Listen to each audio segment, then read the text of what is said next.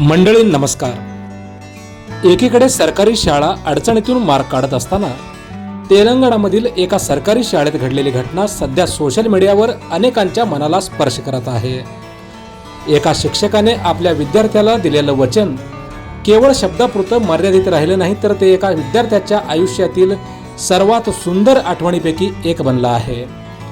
हा क्षण शिक्षक आणि विद्यार्थ्यामधील विश्वास, प्रेरणा आणि स्वप्नांची ताकद दाखवणारी आहे। काय झाले नेमकं पाहूयात।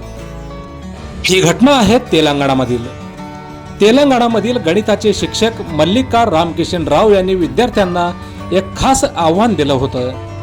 त्यांनी सांगितलं होतं की जो कोणी विद्यार्थी SSC परीक्षेत 550 पेक्षा जास्त गुण मिळवेल त्याला मी स्वतः विमान प्रवास घडवेन।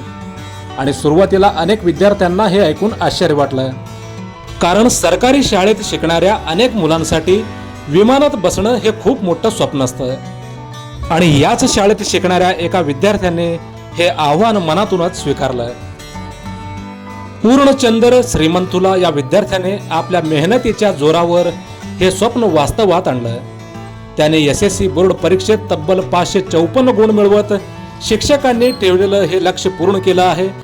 आणि त्याच्या या यशामुळे शिक्षकांनाही वचन पूर्ण करण्याची त्यांच्यावर वेळ आली। आपण दिलेलं वचन पाळत मल्लिका रामकिशन राव यांनी स्वखर्चाने पूर्णचंद्रला त्याच्या आयुष्यातील पहिला विमान प्रवास घडवून आणला।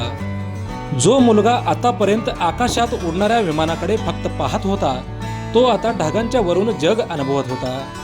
हा फक्त त्याच्यासाठी विमान प्रवास नव्हता, तर एका विद्यार्थ्याच्या स्वप्नांना पंख देणारा त्यांचा प्रयत्न देखील होता। आजच्या काळात अशा घटना समाजासाठी मोठी प्रेरणा देणाऱ्या ठरतात। शिक्षक फक्त पुस्तकी ज्ञान देत नाहीत, तर विद्यार्थ्यांच्या मनात मोठी स्वप्न पाहण्याची हिंमत आणि ती पूर्ण करण्याचा आत्मविश्वास देखील निर्माण करतात। आपण पाहत आहात हॅलो सोलापूर न्यूज। धन्यवाद।